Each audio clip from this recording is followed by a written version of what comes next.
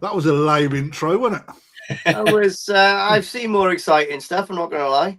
But we're only first episode in, aren't we? So we are. Things will build. So welcome along, everybody, to our first real show. To be fair, quite excited for what we've got planned in the future. But this so far is the panel that you will get week in, week out. Okay, so we are looking at people from three different aspects. We've got an up and coming, and he needs no introduction, which is Lee Hadfield, aka Boy Soldier, aka Tafaguchi, man of many names. So welcome along, Lee. Cheers, mate. Yeah, lovely to be here. And we have got probably the best looking man in Koi, being Dave from Coastal Koi. Welcome along, Dave. I'm not going to say much more other than welcome along, because I think people will enjoy your story, mate. And welcome. Thank you. Nice to be on. Yeah. So just to give people an understanding, Dave has never really been one for social media, and we've been talking for quite some time, maybe a year and a half. And I finally managed to get Dave to get behind the camera, because I really feel that the likes of me and Lee, we always see it on YouTube. We talk to everyone, and actually the YouTube community and the Koi community that don't know Dave are missing out on such an epic journey. So to that end, Dave, all right, I'm going to ask a few questions. Lee, feel free to jump in, mate, at any point. We want to make this a chat, but first and foremost, we want to just make a little bit about Dave, because we don't need to be about us, because people know. I agree. So, right, Dave, what year did you start trading? I know you've got memory banks up there somewhere. But them great right. We started officially trading in 2001. So originally 25 years ago, and for the first 3 years it was from our home premises, until these 2 units become available, and then that's when we took one on to start with, and then we decided to take the other one 3 years later. Right, so on that then, where are you based? Because Coastal Koi, there is a little bit of a clue there, but there's a lot of coast centre in the UK. Yeah, so, well, we are quite close to the coast. We are approximately 9 miles from King's Lynn, 2 miles from Sandringham for those that follow the Royals, and about 4.5 miles from Hunstanton.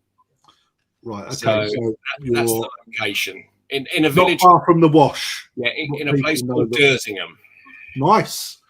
Right, so you've never been to Japan. You've always bought out of boxes. A little bit like me and Lee. Right? So we've got 25 years worth of Koi experience, haven't we? Right? And have you ever been to the north of Japan? No, never been to the north, and only up until now, probably 4 years, have I began to purchase more Koi from the north. Well, let's get onto that bit a little bit later. I've been predominantly down south for all them years. The first 2 years, we took console fish. Yep. But it didn't take me long to figure out this was not the way forward. You know what it's like. There's nothing more disappointing than fish that you think you should be getting, only to open the box to find there's 15 in there, and out of them there's probably 5 you would have selected yourself had you have been in Japan, and you would just be left. The 5 were easy to sell, but then you were left with 10 that you really did struggle with. So we made the decision very, very early on that Japan was going to be the only way to source the Koi, and that was, to go direct. So initially we contacted the only sole agent for Oata Koi at the time. I had a meeting with them. They came and saw the premises here because they were looking for specific dealers throughout the country, and it was between us and another company in this area, but they seemed to like what I was doing, like what I was saying, where I wanted to go. So they agreed to give us this area as the dealership. So then we started obviously going to Japan to select ourselves. So Oata is your stomping ground. Yeah, it has been. Yeah, for the majority of the time. And to be honest, why we made that decision is because going back 25 years, there were health issues everywhere. Mm-hmm. There's no question. People may say there wasn't, but there was. So it was very appealing to think that we could go to one farm, source as many koi and varieties as we could to ensure that we could be as safe as we could. It made perfect sense. Yeah. Obviously, since then, things have changed in Japan. There's more awareness. There's more biosecurity now, and people have become a lot more aware of issues that can arise. So it's not quite like it was back then. But mate, it's head and shoulders nowhere near what it was, is it? You know, we all talk about the horrible disease, but it is, in reality, for how many koi that are bred every year in Japan and leave Japan, it's as rare as rocking horse, proverbial. So it's really not an issue anymore. But we've stayed down there because Oata has transformed. You know, he always wanted to become a one-shop stop, and he's getting there now. I mean, he has. I think now we're up to about 30 different varieties he breeds himself. Yeah. Yes, he does bring a few others in from elsewhere, but they're quarantined religiously off-site before they're put into any of his mixes. But yeah, it just made the perfect sense to do this. I mean, Lee, have you been to Oata, Lee? No, I've been down south once, but I did not go to Oata, no, which is a shame. I would have liked to have gone, but yeah. Yeah, I think that it's such a massive place. When you look at just the difference, I mean, I've not experienced it yet. It's on the bucket list. I know that there's constant niggling in the ear hole for you really need to get down into Oata from certain people, you know. And so Dave has got a YouTube channel from the business, and he put a video up about a year or so ago, and he shows you just the size of the establishment. And talking to Alan Tate actually a few days ago, because Alan's been down there, he said it's that big he couldn't even get round it in a day. Yeah, that's just what that video showed, was just what is on the actual site, where he's got half of that again off-site over by the rice fields. It's just a massive it's just massive entity now. Do you know how many mud ponds he's got, Dave? I think he's got about only 8, believe it or not, but they are the size of, like, I believe this year he's growing on something in the region of 3,000 or 4,000 Nisai. Right. So with his breeding program, then, is he using concrete ponds only, or is he moving? Is he being super selective for what he puts into? Super selective to what actually goes out into the mud ponds. Well, I think what he's doing, he will be super selective on his best fish, of course. But he realizes there's a market that people want maybe cheaper 2-year-olds. So, you know, one of his mud ponds will be used for fish that maybe another breeder wouldn't put into there because of space, or because they only want the top few to come out. But he tries to deal with so many different price levels. Yeah. That's probably why he has to put so many in a mud pond. Yeah, you'll be surprised, because it's not only... You know, you go in November and most of Oata's Nisai are 50, 55, 60 cm. But if you go a month earlier, he has sales then for his smaller Nisai where you can purchase them from 40 to 45 cm. So he's trying to accommodate for all the different markets. It's, for me, mate, I mean, yeah, it's quite exciting, that end of the world. And seeing some of the fish that come out, we'll have a look at some of his fish in a while. Yeah. But yeah, seeing some of the fish that's come out, and I know that I know that looking at the junior koi show, there was one fish particular that done extremely well. Lee, how many times have you been to Japan now? I don't know, 7, 8, I think, something like that. I don't know. I'll have to go back, have a look. They soon rattle up, don't they? Yeah, the one trip. I think apart from the first, they all just. Apart from the first koi farm you go into, they all roll into each other then almost, don't they? Yeah.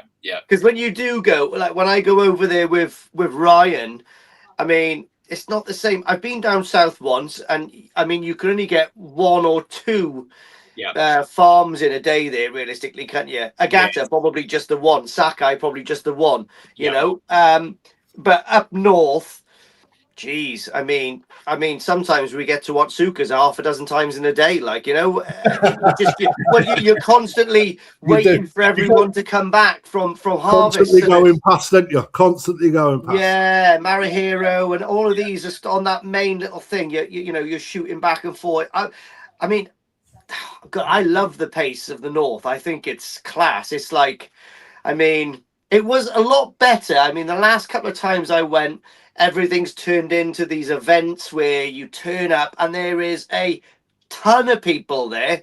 Yeah. And listen, I was guilty of it as well. Not only the dealers, but a lot of hobbyists. And I mean, it's everyone hobbyists, you know, right to go to Japan. But I mean, it does make it very busy. And I realize I was one of those to blame for it as well. But still, I mean, the first few times I went there, it was great. You know, like Hiroi, for instance, you turn up there 2 or 3 in the morning because the first dealers would get first pick. It was class, you know, go up there, meet Ryuki up there and Rob DeVos, and we're all like having a brew up there waiting to get into the koi house. But now it's not. You just turn up, pull a stick. I mean, it's difficult these days. I feel sorry for people that go over there to try to make boxes because it's difficult. You know what I mean? Yeah, you're never going to almost complete a box. You're never going to get the 2, 3, or 4 fish you want when they do it that way, are you? Very difficult. And I feel for Ryan. This is, you know, people with a successful koi business over here. I mean, that's all dependent. I mean, listen, you can sell as many fish as you can, but I know I've seen the frustration on Ryan over there when he just can't buy the fish, let alone make good boxes of fish. It's really difficult. It's a different game now, and I've only been going for the last three years or something like that, but it's changed massively in 3 or 4 years. Unbelievable.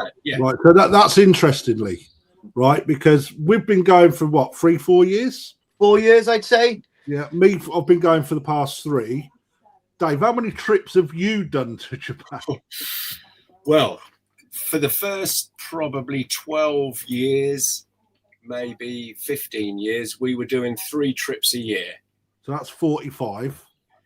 And then since then, it's been 2 as a general rule, barring COVID, when obviously none of us could go. So around 70 trips to Japan. Yeah, it's got to be. It's yeah.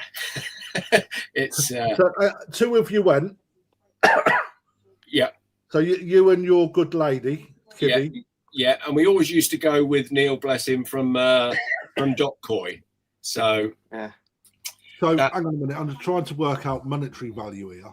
Yeah, out of curiosity, Dave, can you remember the first couple of years you were going over there? What was the price on the flights, return flight to Japan then, to Haneda? Or no, down south, same thing. Right. Well, we used to fly. We've always gone from Norwich to Schiphol because Norwich is only 40 minutes up the road here. Yeah. And unlike Heathrow, you haven't got to be there 3 hours before check-in. You can literally rock up about 20 minutes before the flight, straight through, and you're on. So we've always gone from there to Schiphol to Narita. Then we catch a bus round from Narita to Haneda, and then an internal flight from Haneda to Fukuoka. That's a good old trip, that, isn't it? Yeah. And then there's a taxi after that, then a bullet train, and then finally a beer in the plane. We used to pay. We were still only paying, believe it or not, Lee, pre-pandemic, about 700. Yeah. It's not that many years ago, maybe 10 years ago, we were paying £500 return for that trip.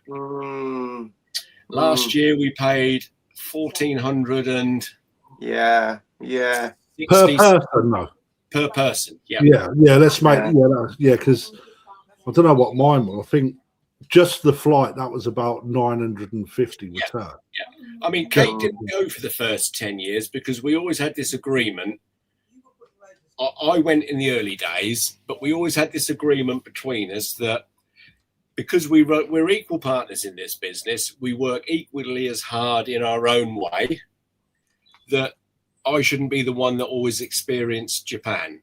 So we made an agreement that when our mortgage finished, Kate would come to Japan yearly with us because it just takes the pressure off life somewhat. So how many hours? Well, do you know what, right? This is interesting because when I go to Japan, when I leave my front door, it's literally 24 hours every single time, and I'm in the first fish house. 24 hours traveling. It's mad. That's about the same for me, Lee, that is. Yeah. So it's not a massive difference. We're about anywhere between 29 and 30, just over 30 hours. Yeah. But the trouble is we have another, once you arrive in Japan at Narita, you've got about 5 hours before your next flight. So you go and get a bowl of ramen. Yeah. A couple of whiskeys. Talking about Narita, have you ever been to Narita's gaff? No. In Japan? No. A place I would like to visit at some stage, if I'm honest, because it's unbelievable. It's mighty impressive. Oh, it's an amazing place. Like, I've been lucky enough to go there a few times, and it's all inspiring for sure. On the drink with him, mate. Oh, mate, yeah. I mean, you can ask. I think Ryan's watching at the moment, and you can ask him. We did a private koi show, didn't we? I did a private koi show for Narita in one of the restaurants, but we won't talk about that. I've got a picture. Don't put the picture on. Yeah. So, for me, I mean, I think that just shows. So, for those people that don't know that are watching, Japan is huge. It's a lot bigger than what it looks like on the map. And I think it's about it's about 3 times bigger than the UK. It's big. No, it's like you can actually fit Japan into the UK, the same sort of thing. So Scotland is where, like, it's a bit further north, but what I'm saying is up to Nagata, that's like Scotland, and Ogata is like Cornwall, and then you've got a fucking shit ton of land further. Yeah, it's a lot. So that's how far away Nagata and Ogata are. So the tip of Scotland to Cornwall, that is the distance between those two lands. And in between that, you've got your Sakai, your Momotaro, Omasaka, your Hiroshima, basically. So when you look at that, that's like 3/4 of the land that is, it's the koi industry for the whole of the planet. Japanese, expansive. But what's the diff? What has kept you going back to the south and not going to the north, Dave? Because most of the dealerships now will concentrate around mostly Nagata. You get a few little bits being pulled out of Sakai and Kibi, Koda, etc. It's a little bit further south. Well, why do you go to just Ogata? Why do you not venture north? I think it's because it's become easy for me, if I'm honest. I've always said to Kate, Nagata is one area I would like to go because, it's the mystique. It's where it all originated from. Yeah. So there is that to it. And I would like to go up there. There's no question. But it's just become so... We found that there's not many years we've not found enough koi down there for what we need.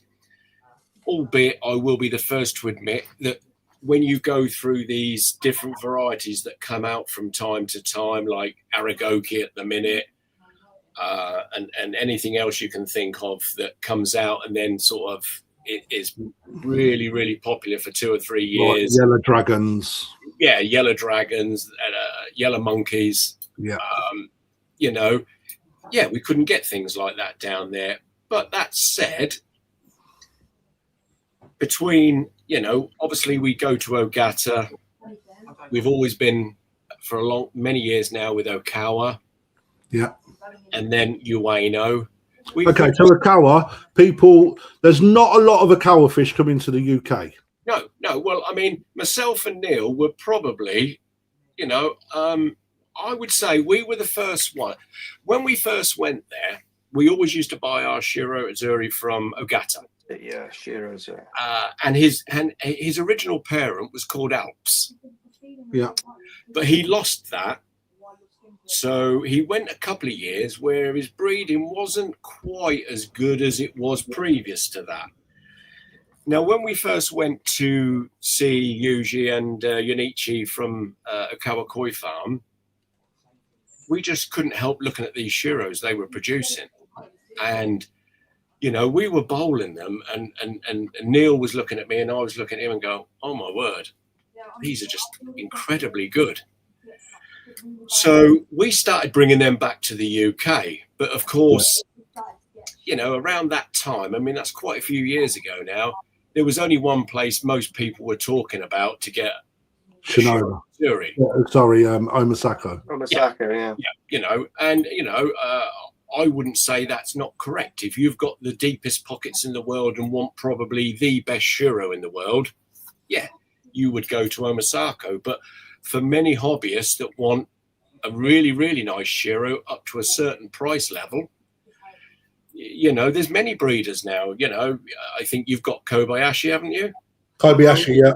Kobayashi, you know, you've got Okawa. Marathon Kobayashi is Omasako and Marathon Kobayashi parent set on his Shiro at the minute. Yeah. So, you know, they're all coming from similar bloodlines now. So we started bringing them in. And I won't lie to you, it was quite difficult in the early days because you know what the koi industry is like. You don't want to be buying them. You want Omasako. You want, you know, and, you know, that's what we put up with. But it wasn't that many years before people were actually seeing what these fish were turning into and thinking, wow, these are not to be dismissed. Then we were fortunate enough to win a grand champion with a Tozai I selected from Okawa. Is it that one? No, that's not that one. That was last year we got. I will remove that for now. Yeah, this one's going back now. Maybe it might be 10 years ago now. And you took a GC with it at the Fukuoka Koi Show. Yeah, young Koi Show or anything, but it was in the Fukuoka, which no matter what Koi Show it is in Japan, they're all heavily challenged and people want to win them. Hang on a minute. Hang on. Is that this one? Yes. Right, let's just move us over because there's about 3 million buttons here. Yeah. Right. I prefer that side. But look how young you are, mate. That must have been about 50 years ago. Yeah, I was a bit heavier then as well. So this was an Okawa or an Agata fish? Okawa. Okawa Shiro. Yeah. That beat Go Sankey. Yeah. That on its own is that's a bit of a feat, right? Yeah. You selected that at Tozai. I selected that at Tozai, and it wasn't with the intention to show, but what I do like to do, I like to show a few koi in Japan, but how I like to do it, Krafty, is I don't want to pick a koi that's for the show and for nothing else. Got you. I'd rather pick every year Okawa sends me some nice videos of Shiros that are maybe undeveloped, and I always buy 2 or 3, maybe 4, because I like to sort of have a play with them in the hope that one of these may turn into something that's good enough then to go to a show. If it doesn't, it'll still come back as a nice koi. But which you know something, mate, that's so on its own, that is so difficult to get access to. Because you've then got to say to them breed, like, I mean, you know what it's like at Northleigh, mate, just trying to get access to those shows. It is, yeah. But then Dave has been going for 25 years, so and that that proves that the relationships mean a lot over everything. there to people, Yeah, You know, yeah, but having the ability to pick a Tozai that's not ready for a koi show and see how it develops through, you know, and getting it into a koi show and taking GC from it. That's as good as trying to buy a Tozai in the UK and then winning it like baby champion, young champion, adult champion, mature champion. You know, it's as good as that because the competition's that stiff out there. Oh yeah, without a doubt. Yeah. So, you know, this koi went on to win several prizes, and it was that koi really that then started to get the Okawa Shiros noticed back in the UK, and then people started to look at Okawa more seriously. I've only had one batch of Okawa Shiro, and there was one fish in the pond. I remember it because he had a body to die for, but the sumi was so deep in the skin. Yeah, I've had that as well. It was one of them fish that you was never selling, like not out the pond, because there was better fish that the sumi was brutal, like look good as it comes. Some sumi that was still developing, just starting to speckle through. Yeah. And they all sold bar this one. I put it into my main pond, took it off sale, and then 2.5 years in, the sumi started to come, but it would not finish. It still hasn't finished now. It sort of got to a point and done nothing else, which is really annoying because the body on it, mate. Was so powerful. Yeah. I mean, don't get me wrong. Every Shiro we buy from Okawa, they don't always all go right. But what we've found is that the percentage that do go fairly well and the sumi is reliable, stable, is pretty high. The percentage is pretty good with Okawa, like it is with Ogata, in fairness. Yeah, mate. Well, looking at what come out of Ogata last year, you've got some of them, Lee, haven't you? Yeah, they're amazing. Yeah, I've got about a dozen in there, and mate, top quality. Mate, the sumi and the Saroji, everything about them is amazing, to be honest. Yeah. I mean, you'd struggle finding anything better. Yeah, I mean, the ones that I was offered we didn't take because we'd already done the budget. But yeah, I kicked myself because they were fantastic for the price as well. Absolutely stunning. This year, Ogata had an outstanding spawning of Shiro Zuri. One of the best years. I got a funny feeling that in the shows this year, I think Shiro is going to be a pretty strong. Yeah. I mean, we've named them, haven't we? Kobayashi Shiro that are coming across. Ogata Shiro, Okawa Shiro, Omasako Shiro. Yeah, going to be a strong category in all the shows. And then you've got your DK Shiro line as well. You know, you're looking at some of them now from when they've come in. You've got Sanzai and Nisai that are potentially quite strong. And if they're in show people's ponds, I can imagine there'll be some toughies out there. So, hopefully a strong class. That'll make Alan Tate happy anyway, won't it? Because I don't know about up north, but who produces really, because Okawa as well now is producing some just outstanding Ginrin Shiro as well. For them that like Ginrin Showa like I do, Shiro, sorry. He's producing some really up north. Kobayashi does Ginrin stuff as well. There's always something mixed in. It's very limited amount, isn't it? Because of his size. That's and they're expensive as well from Kobayashi. You know? Yeah, they're really expensive now. Yeah, he's probably put his prices up. So from Okawa, Ueno, what fish is Ueno good for, mate? Because again, that's probably a name that people aren't used to, Dave. Really and truly, he is mainly known for Showa. That's no question. But that said, I think either last year or the year before, he's just invested quite heavily into Sankey and Kahaku new parents from Dainichi, Momotaro, Sakai. So, but he's such a small operation, and it's only him that runs the farm, that he can only do certain amount of whatever spawnings a year because of obviously the room, the time. But it's a lot like that up north, though, mate. Yeah. You know, you've got a lot of what we call, like, you know, even Kano, from some of the Goshki that he produces. When I was there, was it this year? No, last year. When I was there last year, I couldn't get any Kano Goshki because he just weren't ready. Yeah. Right? So we went in. I said the amount of fish that he had was outstanding. I said to him, "How many people run this place?" 2. 2 people, and the world is that he's producing in Goshki is insane for 2 people to achieve. His Goshki is so they're mesmerizing.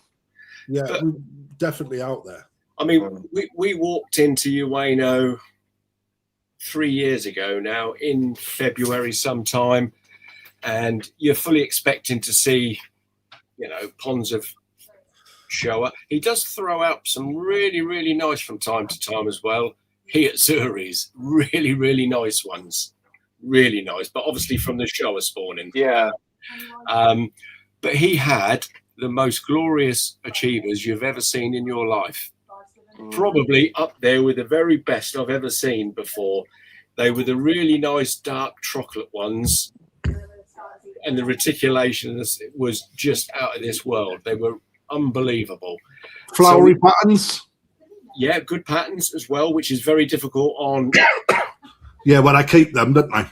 Yeah, it's the head patterns I find on those. I don't know. Inherently, not many of them have got head patterns, have they? Not good. Not ones that are for sale, mate. No. No. It's hard to find them with a good nice head pattern. I really like a lot of Achiba are very light coloured, and I like the real dark coloured ones. Yeah, chocolate ones, yeah. And that's what they were. And his parents' set, believe it or not, because we went over and had a look at his parents' set, was, I mean, this is where the breeding programs, it puzzles me at times. I would have thought Ochiba or Ochiba Saragoi, or I don't know, but the female was an Achiba, the male was a Showa. Now, how does that work? But that's the thing, though, mate. When you start injecting them genes into a spawning pair, you know, you only have to look back. I mean, if you follow the Kahaku lines, mate, and I mean, what book is it that I've got? I've got a book that it's a little bit dated now, but when you actually see the crossover of parents from farm to farm to farm to farm, to actually start producing what we're seeing, the lights from Sakai, Dainichi, etc., mate. It's just insane the amount of years, parents, etc., that go all the way through that to get to where we are now.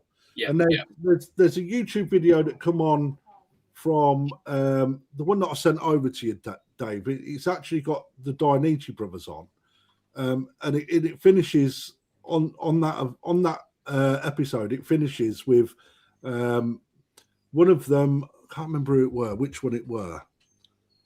But he turns around and says, there is never the right koi. Today is never good enough. We need better every single year. You know, it's like.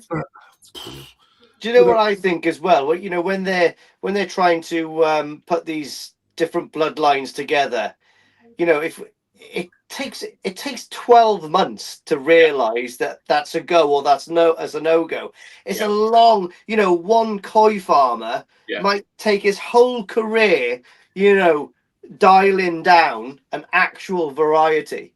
It's such a long drawn out process. It's not sort of like going down to B&Q and buying some tester colors to put it on your kitchen wall. You know what I mean? But it goes further than that, don't it? Because when the Shinkokai get involved, I mean, that they start to look at ensuring that those stable sets that are well produced are actually then split amongst different dealers to make sure that if there's an earthquake and a loss, they're maximising keeping the bloodlines and the varieties stable. I mean, you're part of the Shinkokai, Dave. Yes, yeah. I was asked to join by Okawa, Yuji. Okay. Because Yuji's brother, Yonichi, he's in charge of it down south. Are you are you au fait with what the Shinkokai is, or what they actually do on the world stage? I've got all the literature. So basically it's a prestigious club where you really, the best way of being part of is being invited into. Yeah. You can buy into it, but that's a little bit of a backdoor entrance. Yeah. And if I'm honest, that's cheating. You need to be invited as a prestigious member, in my opinion. You're not buying a badge. That is a sign of respect that the Japanese see in a dealer. Now them guys they overlook the National Koi Show in Japan, the All Japan Koi Show. They overlook all of that, and they are sort of like a governing body for all dealerships to make sure that the koi industry is advertised properly around the world, and that dealers are also supported around the world. Yeah, and they're very good at trying to uphold standards and that. But as I say, we were asked to join by Yuji at Okawa Koi Farm. So I think we've been members now maybe 4 or 5 years.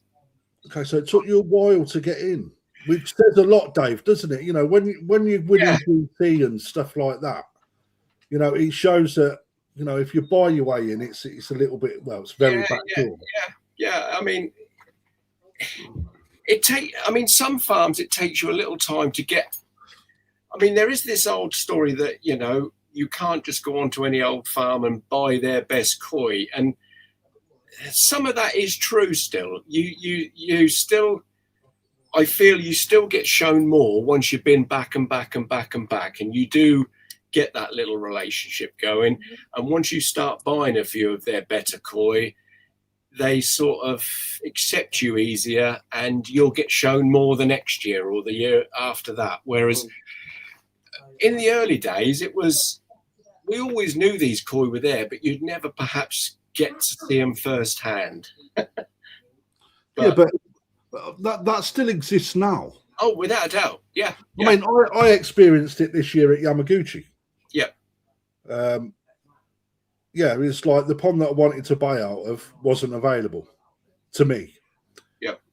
Someone else walks in, that pond gets netted up while I'm there. Yeah. And that's I respect that, because actually he respects the people that have been dealing with longer.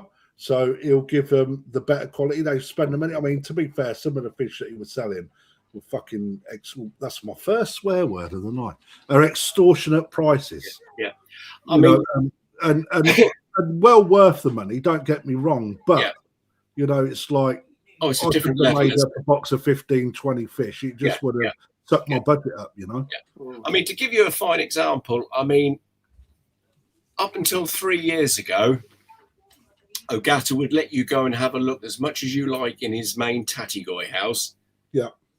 But if you was to ask if you could purchase one, you'd just get a stern look and no reply. But that happens everywhere, don't it? But the last 2 years, was it 3?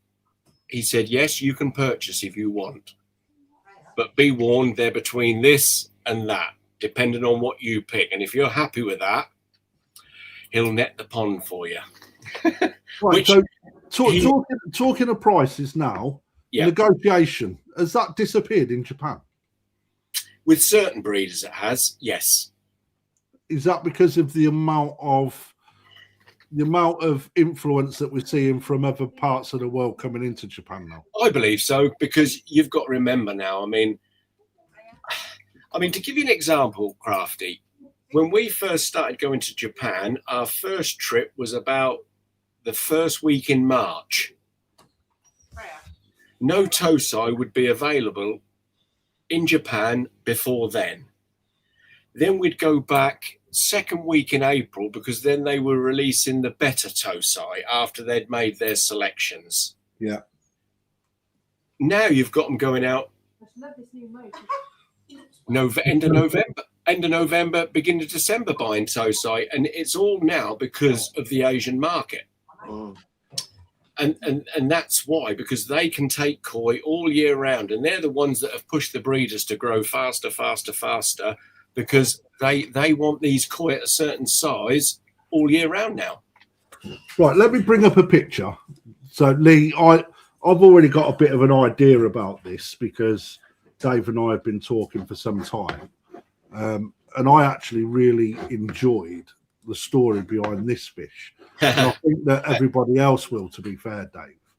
So this is an absolute belter of a fish. Yeah. I mean, it's not a typical top down, but Shiroji's probably a little bit off at the front, but look at the colour in that Benny, and that Sumi is starting to develop really well.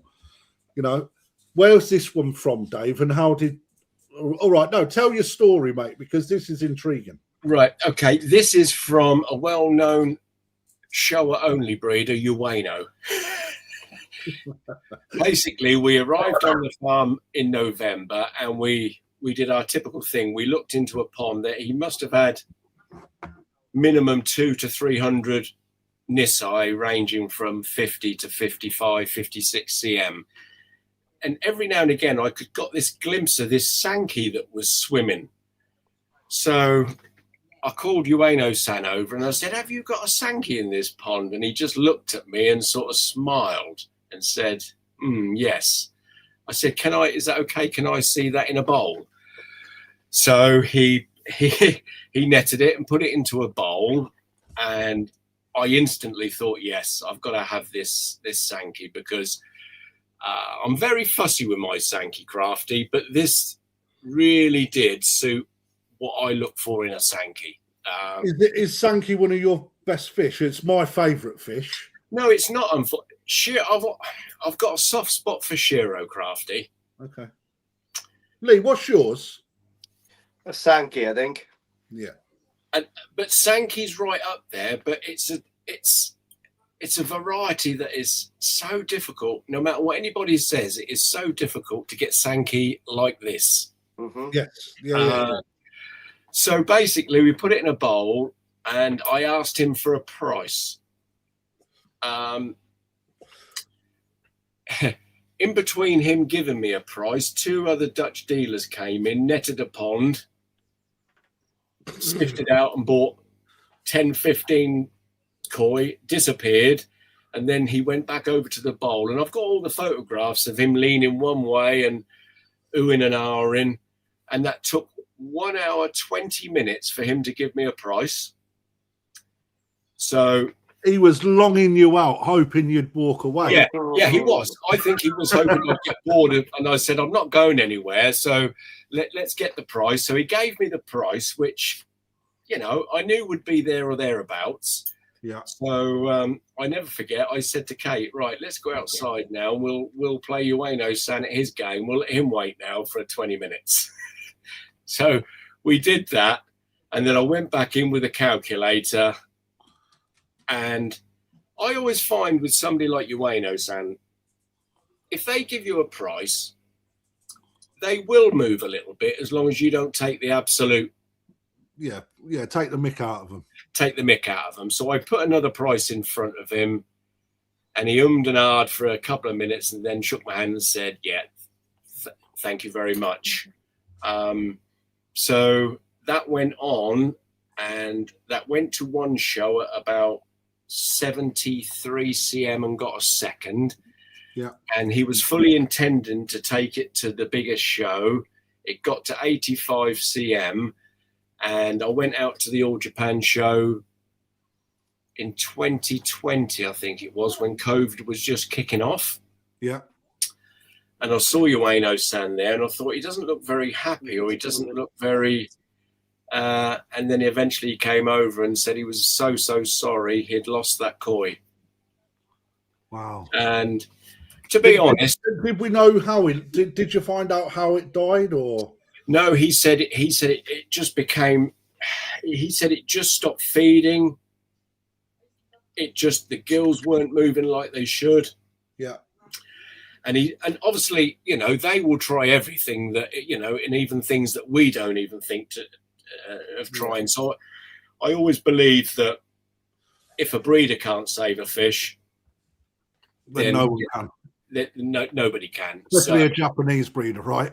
Yeah. You know, that's been doing it for dogs years.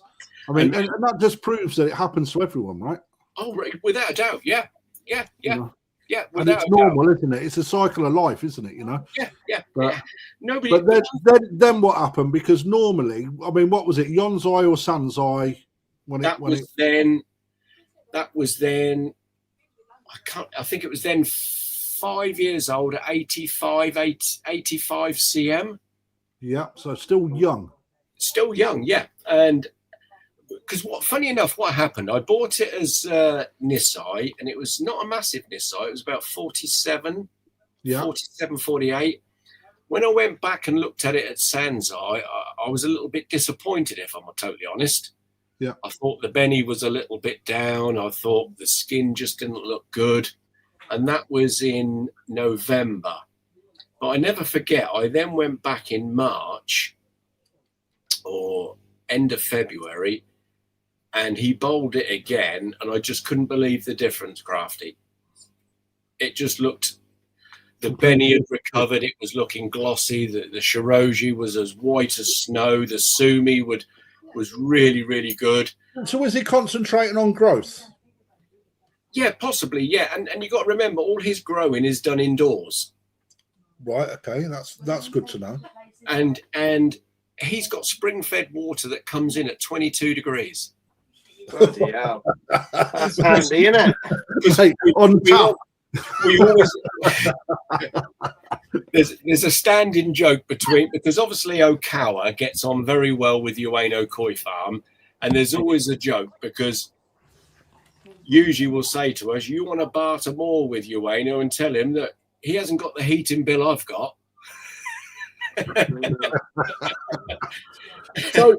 So it went from fabulous to not so fabulous with a decent amount of growth. Yep. And then he turned it round to what was a work of art. Yep. That was worth showing at the All Japan Koi Show. Yeah, in a matter of from November, so December, January, in less than 3 months. Mm. Did he ever tell you what he done to condition the fish? No. I think when he's growing, he uses a different food. Yeah. And obviously that drops the skin right off. No, he didn't. No, in fairness. Now, that'd be interesting to. Yeah. Unless it was just a natural, maybe through the summer months, the water was quite hot for it. Do you know what I mean? Yeah. And then it just drops down to then the 22 degrees, which was his source water possibly. Yeah, which is just enough to let that skin pop again. Does he chill his? Do you know if he chills his water? He'll have mains water going in there at certain times, no doubt. He'll have to try and control it. It's a bit like Ogata. Ogata's got town water going in full time on all his ponds as well. Yeah. So I'm wondering if because when you start bringing that temperature down to 18, you know that's pretty much the perfect sort of conditioning temperature. Yeah. I can't imagine, in fairness, there's many breeders that can get down to that temperature at certain times. Nowhere near that. Not in the summer, no. Jesus. Not in the summer. What sort of temperature is it down there in the winter? Because in the gutter, mate, it's fucking insanely cold. I mean, if you don't get me wrong, you can get snow, and you do get sort of periods of say minus, but it doesn't generally go much below that. Maybe Britain's kind of temperature then in the winter there, maybe. Yes, yeah, pretty much similar. And that in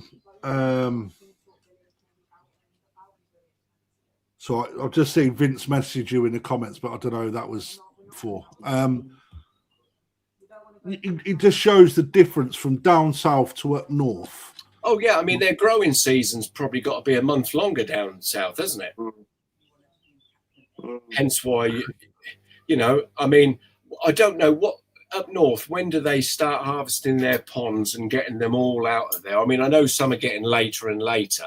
Yeah, between it was October the 1st to, I mean, it depends. Like I've been over there I think the first year I went there, they were doing it from October the 1st, and then ever since then, it's been about the 14th of October, isn't it? They start taking the Tozai out. Yeah. Yeah. This year, I say this year, like the harvest last year, that was when Ryan went out, mate. I think he was twiddling his thumbs a little bit for the first 2 weeks he went out. Because he went over there, I think just about the 1st of October, maybe just before. I rocked up then about the 14th of October, and that's when it started to kick off. Then slowly reluctantly they started to take them out, because they do really hold on as long as they can. Yeah, of course. Yeah. I mean, down south, generally speaking, like Okawa, he's doing his sort of second harvest, probably first getting towards the second week in November. Have you done any harvest yourself, Dave, or you steer clear of that? I've strictly business. Yeah, I could have gone on one before now with Okawa and Ogata, but I'll be honest with you, Krafty, that side of things, if I had my choice, what I'd like to go and see on the farm, that would be how they do their culling. That I would find a little bit interesting, but the netting of a mud pond doesn't really float it for me, if I'm honest. No, but that's the good thing about the koi hobby, isn't it? Yeah. You know, I mean, a lot of koi hobbyists. I mean, when you're dealing, you know, as a profession, you know, it's like you've got to use your time wisely when you're over there, because it's so limited, isn't it? And when you're a hobbyist, it's sort of like a little bit of a holiday, and getting your hands on things like that is an experience that. You know, I mean, Lee's you've done a few, obviously, mate, haven't you? Well, I've done quite a few, actually. I've been really lucky. I mean, I've done harvests where it seems like I'm going to Alton Towers, where there's loads of people there, which is, I mean, not very enjoyable. And then I've been super lucky I've done a harvest with Kansuke, literally solo with him. Drove to the mud ponds, harvesting his Nisai. Magical. Just me and him, mate. It was amazing. I've done him with me and Takano and one of his staff members. So I've done really nice exclusive ones, which is really magical. I mean, it would be a dream for anyone to do that. You know, when I done it with Kansuke, it was just amazing. Like, apart from me dropping one of his Nisai down a bank, but I did get it afterwards. It was incredible, yeah. I mean, a lot of Ogata's ponds are that deep and big that they can only do it with a crane and a big basket thing, how they do it with now, because of the size of them, the depth of them. They're just huge. Yeah. It's a great thing. I mean, the culling part would be really interesting. I've never witnessed that in you know. But that would be interesting. But that's normally happening kind of when people are not over there buying koi anyway. Yeah, well, it happens at the wrong time for a dealer, because it's going to be April time where they start the first spawnings, and we're busy with koi in quarantine. That's right. Yeah, koi for sale, so it all works wrong for us. Yeah. Right, I'm just going to shift. Ryan's in. He totally agrees with you, mate. So there you go. Right. I'm just going to shift gears a little bit. Right, with Lee's new venture coming on. Yep. Right. Now we all followed Lee for years on end on YouTube, and he has invested a huge amount of money, time, and effort to get where he's got. Right, and I ain't blowing smoke up your backside, mate, but. You know, I think that you're living a lot of people's dreams at the minute. All right. Now, Lee finds himself in a place where that first flip of the coin is going to happen, is going to open up into the big wide world. And he don't know what I'm going to say here because we haven't spoke. And I was thinking, right, there's what you said earlier, Dave, where you started up your business, just two of you from your back garden. Yeah. All right. Lee has just started that venture now, and you're 26 years into your tenure. Yeah. Lee's just about to start. Yeah. Right. it's a little bit like, look at what you can do for me. And so I'm going to pull in on your experience, mate. All right.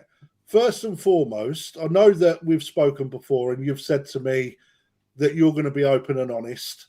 All right.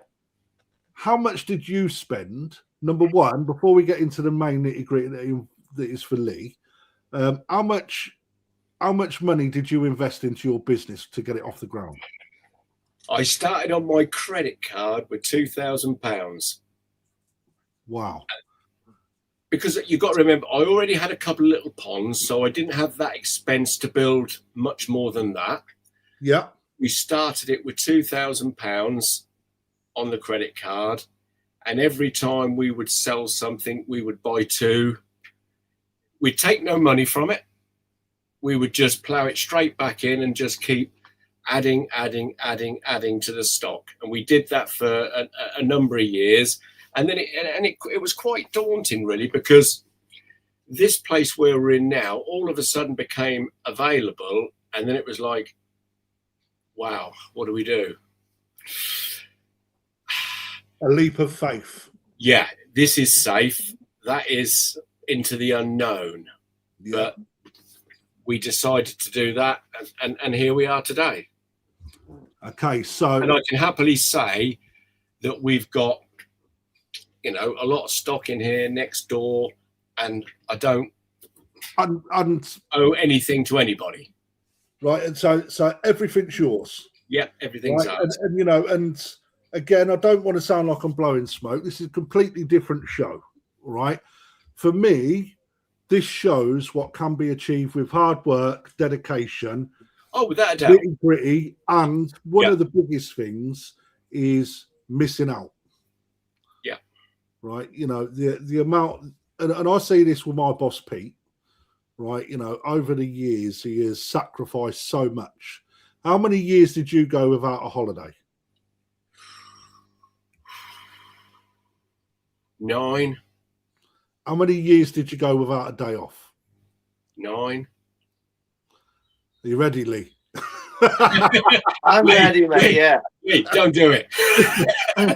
No, yeah. But to be honest, back then was different because the world has changed massively in the last 10 years. I mean, when we first started, hardly any internet. No internet. Hardly. Well, I mean, we had a website back then, and we were one of the very few that had a website back then. And I could never, somebody was saying, why do you want to do something like that? I thought, well, this seems to be the times. This is where it seems to be going. So we had to have the shop open all them hours, and you get afraid to shut one day because you might miss somebody. But now with internet, social media, and everything else, you can quite easily now, tailor your business to have the days off a little bit now and again, because they've got the option of going on your website and having a look what you've got, or whether it's WhatsApp you do or whatever. So, but the one ingredient that Lee has got, which holds him in good stead, well, he's got two really. Well, you got more than that, Lee, but I'm all ears. He's passionate, and you've got to be passionate in this, because I think when a customer comes in to buy a koi from you or wants to buy something from you, if he sees that you're passionate about that koi, he can see and he can buy into it better. And plus, Lee's become now, he's one of the best known, well-known people on social media, which for those that love it, hate it, whatever, it's part of life now. That's not going away, mate. It's not going away. And what you've got to remember now is all the younger new koi keepers come on board. They're all brought up with this. Yeah. And so everything's in Lee's favour because he's got the passion to do it. And, you can tell that by the way what he's put together there. He hasn't thrown it together. No, a lot of thought and a lot of time, effort, and love's gone into them builds. You can see that. I mean, you've only got to look. Yeah, and a lot of money. And you've only got to look about what, no disrespect to anybody, but you see some lash ups and you think, I'd go to Lee's.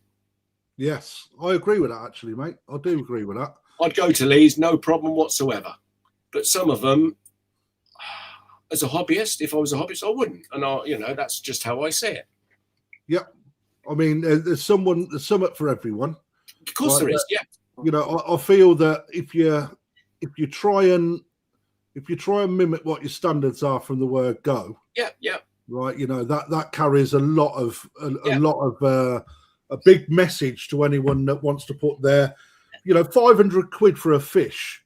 Yeah, it's a lot of money in anyone's book, isn't it? Right, And this is why, this is why I'm a firm believer. It doesn't matter if you're coming in my shop to buy a £25 koi or a £500 koi, you'll get treated the same. Absolutely, mate. Because very important. That £25 to that person could be, that means as much to him as it does that other person. It's the start of someone coming back time and time again and spending 500 quid in 3 years' time. Well, I've got countless customers who all started what I call in my first pond in here, which is the baby Tozai, generally at $29.95 or $35. And countless of them are now buying from these ponds in here, where they're generally $245 to $375, because you gave them the time in the early days. Yeah, and you learn and pass that knowledge on from your own experiences out in Japan. We're hands-on day in, day out. Looking at what your fish do in your development, etc. That all plays a part into what you become and your knowledge, irrespective of what anyone says, what anyone thinks. That you cannot buy the amount of experience that you get from handling thousands of fish a year. You really can't. Let me ask you one question, Dave, for Lee's benefit, because he's just getting onto the trade ladder. Right. One thing you would avoid. Put you on the spot, mate. I do apologise.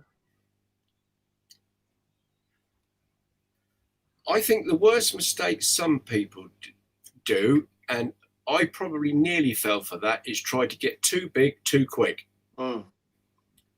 Steady as it goes, be good at what you're doing, and then just let that naturally go there. Whereas, we've seen it before where people come in and, all of a sudden they've got more than they can cope with, shall we say. And then all of a sudden you end up, if I was a hobbyist, I'd rather go to somewhere where they've got 4 or 5 ponds being looked after with nice conditioned fish than somewhere that's got 70 ponds that every pond you look in, and that's the fear. So I would say, just absolutely, that is. And the other bit of advice is enjoy it.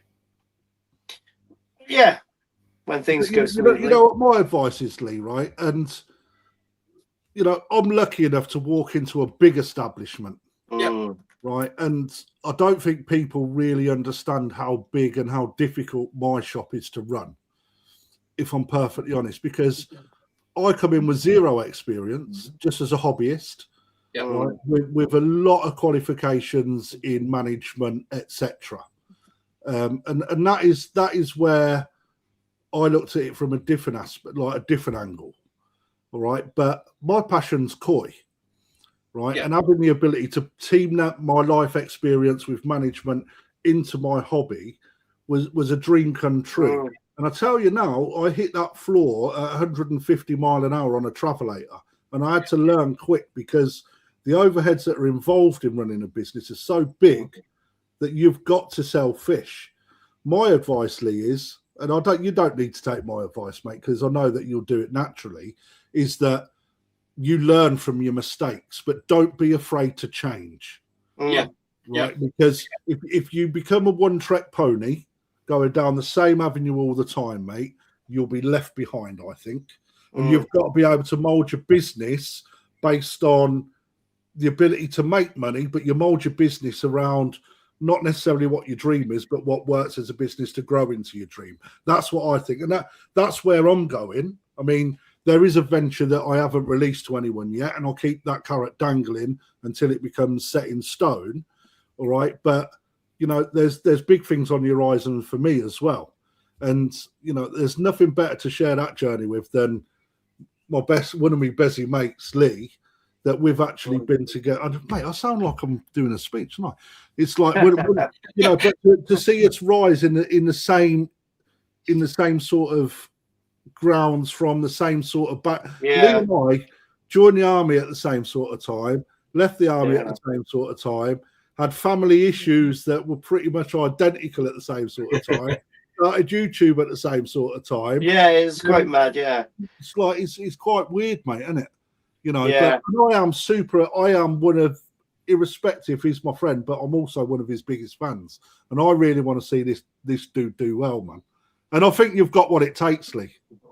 Well, thanks for the advice. Obviously, I mean, yeah, I certainly, I've never been a gambler. I'll never gamble, and that's why I'll never take on too much that I can chew. Do you know what I mean? Yeah. And the one thing I will say, I think it's maybe from being in the military. We were talking about this the other day, actually, Krafty. I think it's from being in the military for so long, doing so many career courses and living amongst peers that you can rely on and trust and listen to. And I've got a great network. I've got a great to be people, don't you? You look at everything. I want to be that person. And also taking advice from people. And I take advice. I've got a great network around me, and they give me great advice, and I take it on board. I'm never too big-headed not to take advice. I mean, I can learn by my own mistakes, or I can learn by someone else's and listen. And I'd rather do it that way. But you know, I think that the reason why you were so good in the show scene, right? And all right, you wasn't someone that took it by storm, but going from what you did into the show scene, documenting it, raising that profile for the koi hobby, right, and showing that it can be done, right. I think that number one, that brings a lot of confidence in people to you now, because they've seen that journey and they've seen where you've come into. And for me, I remember one with Alan Tate, stood over a pond, right, and I think it might have been your second national show, where he gave you advice. And yeah, you listened and you followed the advice that was given by thinning your pond down to get more body on your fish. Yeah, it's the best thing ever done. Won one of the majors the following year, right? Yeah, literally, yeah. And only people listened to advice, whether it be me, Dave, you, Alan, other breeders, other seasoned hobbyists, people that know, all right, and practice it. Not just listen to it, practice it.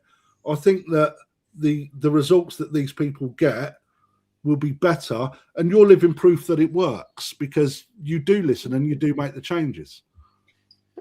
Yeah, I always try to. I mean, there's a lot of opinions in the koi industry and hobby, isn't there? You know, you ask someone how to deal with flukes, and you will get 20 different answers from 20 different people. And some of it, I mean, I think a lot of it is common sense as well. And you take everything on board. Maybe you disregard some of the stuff that you think won't work, but then you've got those 10 answers that you think, actually, I can see common sense with a lot of those.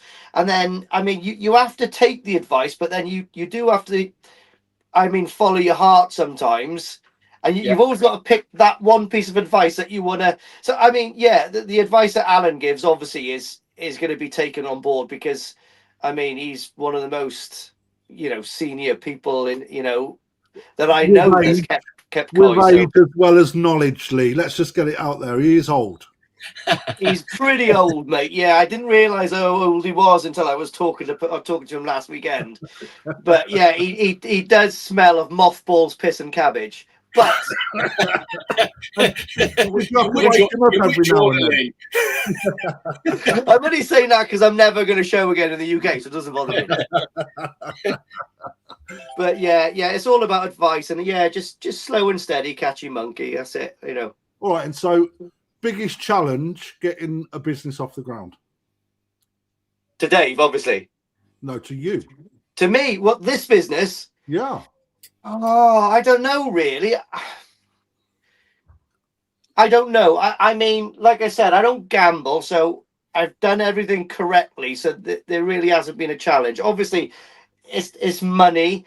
There's effort from doing this. Obviously, I've got an understanding family that realizes I'm down here, fiberglassing and stuff. And I mean, taking good advice off you and Dave and the boys from Exclusively. I mean, it all.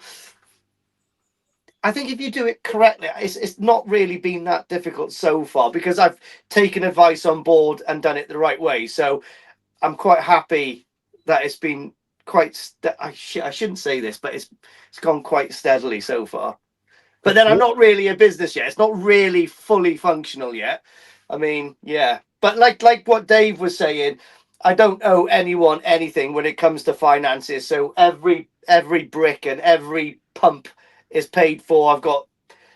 I don't owe anyone anything. Do you know what I mean? That's so a good position to be in, Lee. yeah. I mean, it's not to say that I'm not gonna need someone to scratch my back every now and again, Ryan. So we'll go from there, But the truth is, mate, all right, we do scratch each other's backs, don't we? We should do, and that's the one thing I think it's the same as every business. Listen, I mean, there's about 4 tattoo shops. Oh no, there's about 6 tattoo shops in my town. I mean, we don't all think the same way, That's a proper comment. So, well, yeah, I mean, I think the industry should bounce off each other, but then again, it is competitive, isn't it? Everything's competitive, It is, but there's enough customers to go around. I think there's enough customers to go around, yeah. And if we can show that we can work together, I think, yeah, you got to keep an element of decorum, but if we can help each other, we should. I think so.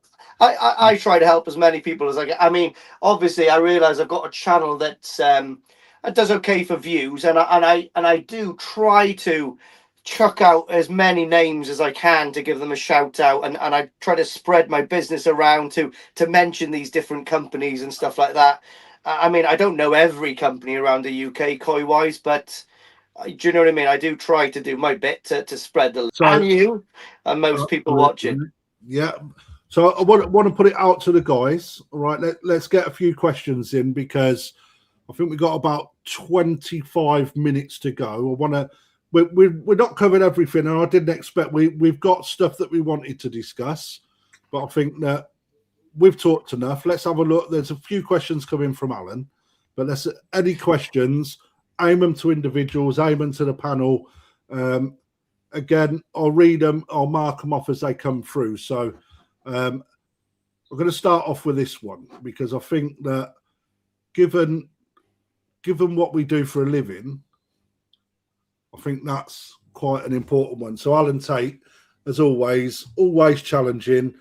How do you pick out Tozai with potential for the future? Dave, come on, because you're the new kid on the block. Well, me personally, I will always look at the body structure first, regardless of pattern or anything else, because in fairness, if you're going to want a koi for the future, obviously you're looking for it to have growth potential. Absolutely. So that's where I would first start, without a shadow of a doubt. And we look differently at different varieties as well, though, don't we? Yeah, of course you do. Yeah, because every variety, you are looking at different factors in a koi, aren't you? Absolutely. I mean, there's definitely a lot of differences between a Sankey and a Shiro. And a Showa, actually. Yeah. I mean, body lines on Showa and Shiro are very difficult, and miles apart. And it's the hardest thing that I think to find on Showa and Shiro is they've got a tendency for that belly line to go and pinching at the tail, ruin the tail tube. Yeah, it's a massive trait on Showa and Shiro, and maybe that's why I like the challenge with Shiro, because they are up there with my favourite variety, but they can be just as challenging as many fish. Outside of structure. Next one. Me personally, my next. Don't get me wrong. We're always going to know pattern is going to play a part at some point. But my next thing really is I want to see what that skin's doing. And then the final thing is pattern. But the thing is, we was chatting about this yesterday, actually, Dave, weren't we? When we was, I got to say about what we was discussing in Shiro, because I think that's down to us as dealers to be able to, you know, have that eye. But there's little things that when you're looking, you have got 30 seconds most, 15 seconds maybe, before you're going yes or no, yes or no, yes or no. Yep. You know, and because irrespective, like unlike anyone that comes to buy a fish, mate, they'll hang over the top of a. I mean, everyone, you're going to have it, Lee. You've definitely had it, Dave, where customers will 2 hours in your shop just looking in the ponds. Yeah. You know, before they say, "Can I bowl that one up?" Yeah. You know, and you know they've spent 2 hours looking at something that you've looked at for 15 seconds. Yeah. It's just mental, isn't it? But a lot of those customers is looking at those things. I can remember. Okay, I'd like to think now I can pick something decent, but like I can remember when I first started, I wouldn't act. I know I wanted fish for the show scene because that's what I wanted to break into, but I didn't know enough how the fish develop. So when I was a hobbyist looking for stuff for the show scene, I mean, I can remember to go to Koi Water Barn straight after lockdown, and I can remember looking into his Issa Showas and Sakai Kahaku, and I know I wanted these for the show scene, but I didn't know how they were going to develop. So that's what took me so long to decide, because I was trying to remember all the things that I'd been told, limited knowledge that I knew, to try to pick these fish. And that's sometimes, I mean, I think that's what people get confused at. They just the frustration makes that a slow process for a lot of hobbyists, I think. I mean, that's where coming in when if you've worked with a breeder for a certain period of time, you can then start to understand how their sumi appears, when it appears, how it, you know, for example, we know with Ueno, some of Ueno's showa, don't expect them to be finished in 3 years, 4 years. It can be 7, 8, 9 years. Some of that, one of his lines of showa. So, but as long as you understand that and accept that, that's fine. So,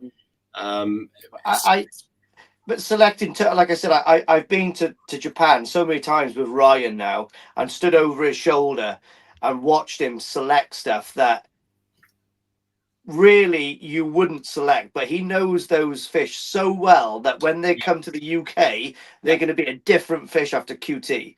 Some of the Shiros, some of the Goshki, mate, some of the stuff he buys, no one else would be interested. All the other agents that's shipping these fish to different parts of the world would not be interested. And Ryan is raking them in hand over fist, I mean, knowing. A classic example, Lee, is that I've got some Kawakami Goshki this year, and I guarantee you that if they were looking like what they do now in Japan, they'd have been double, treble the price. If some of them, they would. There you go. But it's knowing that I don't think that would have developed any further than when that came in Japan. It was never going to. So you've got some definitely fish. Definitely not, Lee. As Dave, when that comes in our waters, mate. Yeah, it's the going to transform. Kawakami fish I've got are changed so much in such a short period of time. Yep. You know, I mean, I've had the body on. Is that been sold yet? Yes, it sold yesterday, actually. Yeah, the body on that is gorgeous, isn't it? I'm not surprised, to be fair. I mean, I had an interesting conversation with Ueno this time, and he literally said that on some of his spawnings and whichever parents he uses, he openly admits that some of this sumi will never be good in Japan.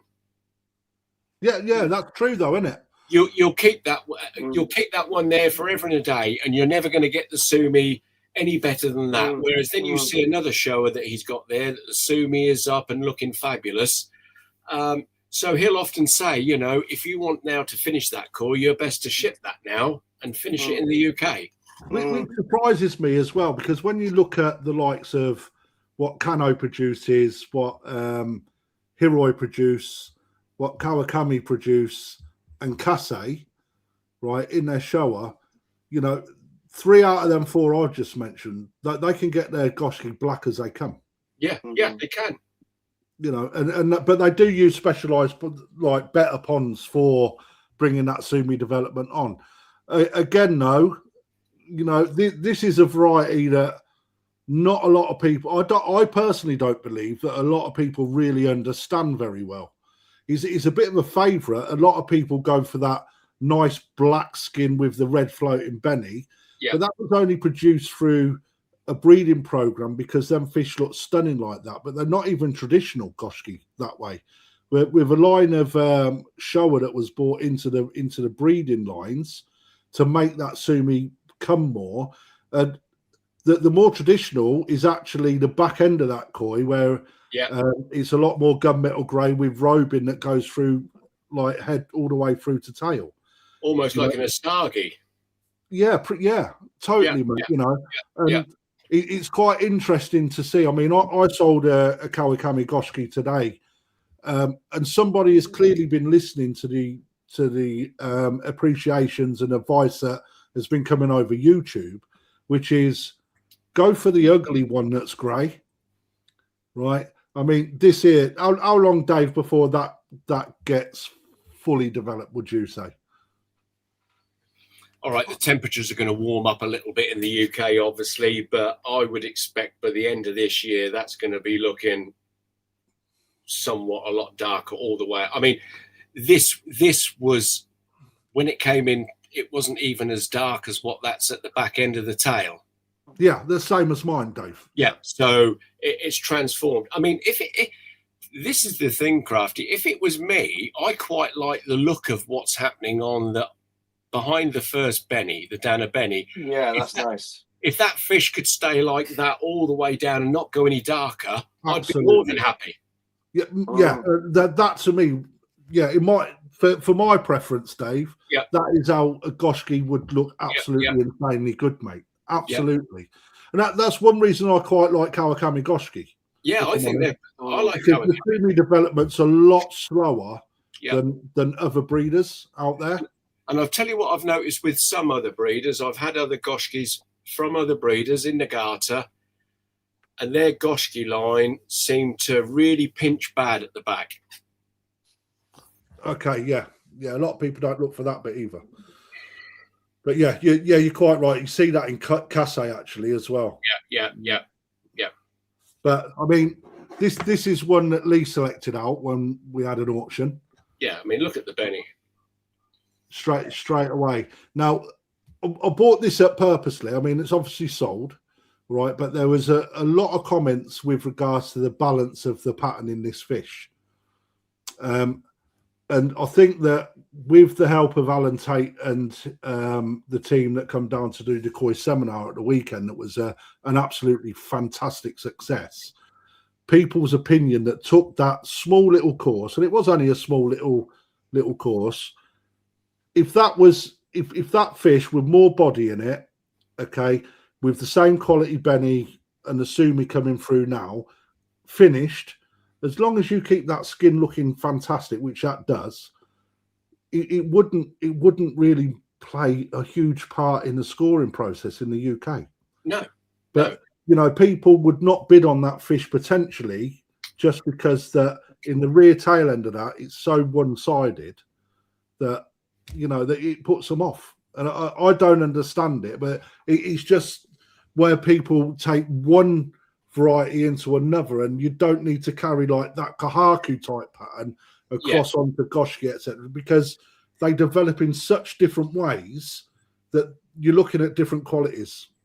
I mean, how many times do you see a goshki, Krafty, which hasn't got what most people would say the best pattern? It can be very sporadic throughout the body, but when the sumi comes, they still look absolutely amazing.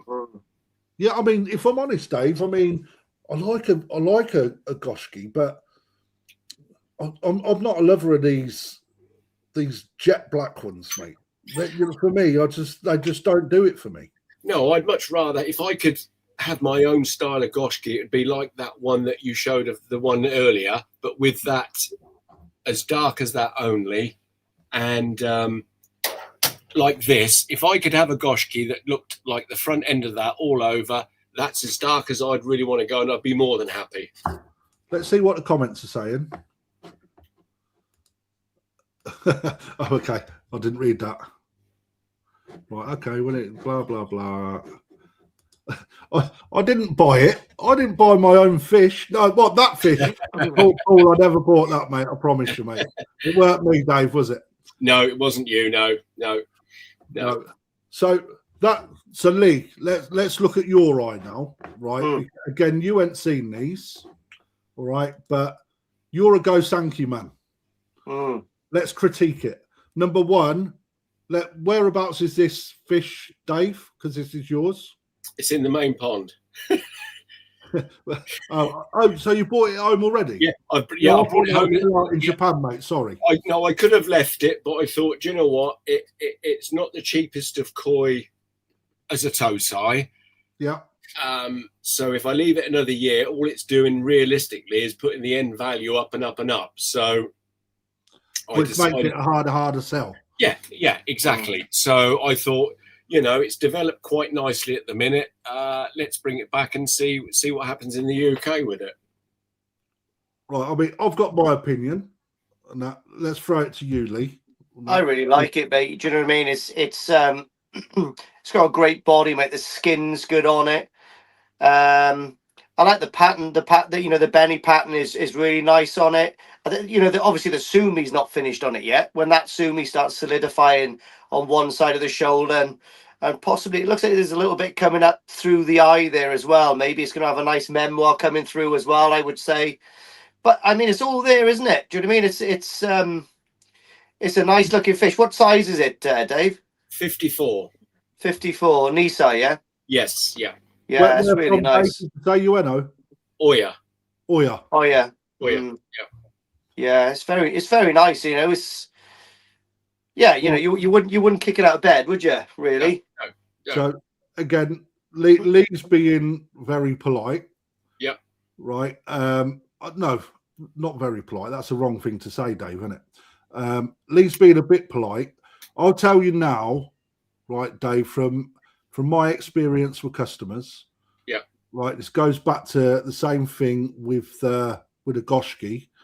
All right. A bit more Benny on one side, but I think it's still nice. Yeah. But something, Lee, and this is what we was discussing, Dave, weren't we, when we was exchanging our pictures. In a show, right, again, when that fish is finished, the balance from the sumi on the right-hand side of that tail will balance the shower pattern. Too many people go for a kahaku style pattern with a shower block wrapping around that fish, and it's not required. It's not a requirement, but too many people would really throw that fish out for no other reason other than where that Benny placement is in the rear end of that fish. And yet, if the sumi was fully out on that, nobody would then question, I don't think, the Benny. That's right. And this is where the education piece comes in. Yeah. When you're appreciating, the only other one little thing that would bug me on this fish, and it's not a deal breaker in any shape of imagination, is the leading ray on the left pec. That is the only thing for me. I mean, the rest of it's there, and I mean, look how clean it is. The white shiroji is fantastic. Yeah. When that fish carries on growing and developing, that white skin on the head is only going to get better. And I agree with Lee. I think that there's going to get a strike through on that Benny spot on the head. I think it's probably going to cut through that that Maritan spot, which will look really nice. Absolutely. I mean, if you look at 12 o'clock on the spot, you can see where that tomb is sat under the skin, just off the eye. And when that fish is actually around 11 o'clock in the bowl, you can actually start to see where that tomb is sitting underneath that Benny plate. And you can even see some sumi in the upper jaw of the mouth as well. Can you? Yeah. Yeah, it'd be nice. And I mean, don't worry about that lead-in ray, mate. You can just put it in warm water and bend it back. No, Really nice. I mean, this is a lesson I learned quite a few years ago now, because I can remember when you first go to Japan, you're all going looking for showers with this.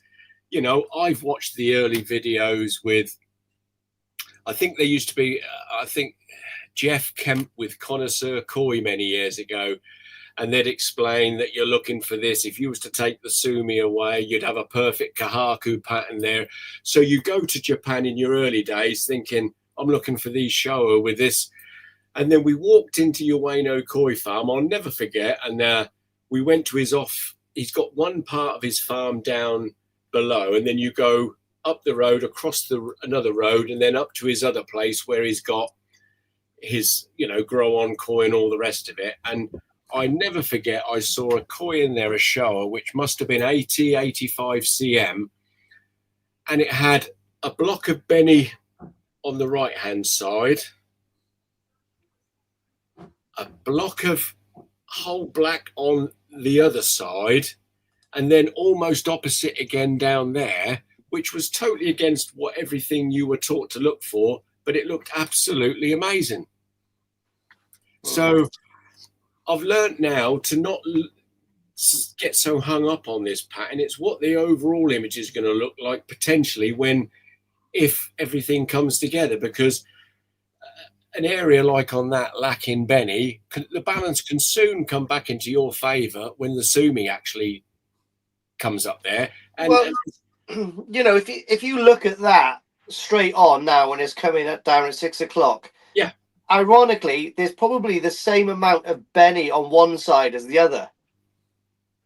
It's heavier on one side at the head, and it's more on the back. I mean, it does balance. I mean, you know, your brain and your eye is not naive. It can work that out if you look at if you can appreciate the koi. Do you know what I mean? If you study it, you've got to study it a little bit and really look at. Again, my mantra is that really you need to look at, for Fish for the Future, you've got to look at what the development is in 2 to 3 years. Yeah. You know, but getting hobbyists like that are starting their more serious journey into the hobbies, like koi hobby, is getting to change that mentality. You know as well as me, Crafty, when you bring in a box of show, it doesn't matter which breeder you've brought in from, the ones that will sell in your shop straight away are the ones that are finished nearly. Absolutely. The ones the Italians buy off, all of. Yeah. And most of the really, really nice high-end showers that I've been lucky enough to witness in Japan or via the internet or whoever's out there filming it, when you see the Tozai and Nisai pictures, they were the ugly duckling. Yeah. And you know, but that goes with quite a lot of varieties, I think. Oh, yeah. You know, but it depends who's buying it. Now, when I was buying fish a couple of years ago for the shows, I was buying finished fish for the shows. Exactly. I wasn't looking at a fish like that for the future because I wasn't interested in it. No. But by buying finished fish, I mean, 9 times out of 10, I've realized that pretty young fish make ugly old fish. Yeah. I mean, they don't always keep their beauty, do they? They're not all like Dave. Some of them are like Krafty. Krafty has had his day, and now he's a Shiro Muji, right? So, I mean, so it is horses for courses, isn't it? You know, it's suited purposely. It's suited a purpose, yeah. You're never going to win a show. You're never going to win anything at a show unless there's a section for, say, best tatigoi. Yeah, with a fish that looks anything like what we've just put on there. Yeah, exactly. But next year or the year after, that might be slaying, you know? Yeah, without a doubt. Right, so Dave, there was a comment from Mark. Yep. Is that I think that was about the Goshki, by the way. Oh, okay. I think so. It was on the web. Yeah, it is on the website, but it sold literally yesterday afternoon. If it's about the shower, is that still available or is that sold? That's available. It's not got a price on the website at the minute. We were waiting until it all came through quarantine, where we was just going to that photograph was taken during quarantine. We want to just retake a photograph and a video, and then the price will go on. But if anybody wants to contact me, they're more than welcome. I can send them an updated video, picture. It's not an issue.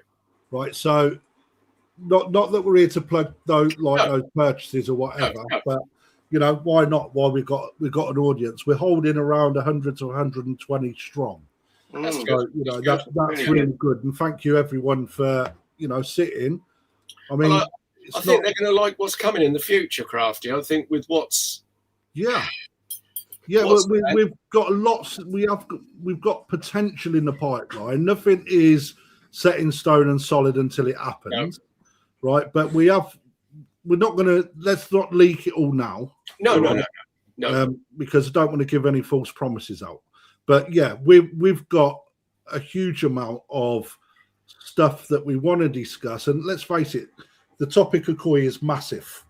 All right, and I'm gonna drop. Alan has asked a very difficult question. All right, because he's a bit of a knob, right? But when it comes to treatments, and a hobby asks for advice on how to determine what is the best treatment when some koi are physically weak to strong medication, right? So that is coming off of the back of this question. How do you pick out? No, not that one. My apologies. Where's the other one? Off of this one. Do you follow Japanese treatment protocols for parasites? Ooh, well, you can't because it's illegal. You know, this is true, Krafty. I can remember walking into Okawa. Yeah. And I walked across to one of their ponds, and there was these fish, all probably 55 to say 65 cm, and they were just drifting in this pond like you've never seen any. I would have been absolutely so worried, thinking these aren't going to last the next 10 minutes. And I asked him, and I said, "What's in there?" He went potassium, salt, and Matterson. Wow. We're never going to do that. And I said, please, if anybody's listening, don't copy that idea. But that's what I was told. But his excuse is that we haven't got 4 weeks to get these clean. We have to get these clean because dealers are coming in to whatever. So they literally, for a better word, they nuke them. It's not an excuse. They live over here. We are bound by laws for animal welfare. Yep. Right, and that's the difference. If it happens in Japan, they're allowed to do it, and that's the difference. The only thing I follow what Japan do will be with legal treatments. You know, sleeping sickness. Yeah. Anything like that. I'll follow what the Japanese do and what they've told me to do and how to overcome it and what's best and everything. But a lot of the time we can't always do what we can do is look at what's available with chemicals that we are allowed to use in the UK and what's on the market. You know, we can't tell people to go and buy sheep dip for flukes, right? Because and a lot of people don't understand, or they don't know what the aftermath of using that can be. Neurologically is actually quite serious. I've seen it firsthand. Yeah. You've been in the game long enough, Dave, to be able to have lived it and breathed it, right? I'll be openly honest. I used it many years ago. Yeah.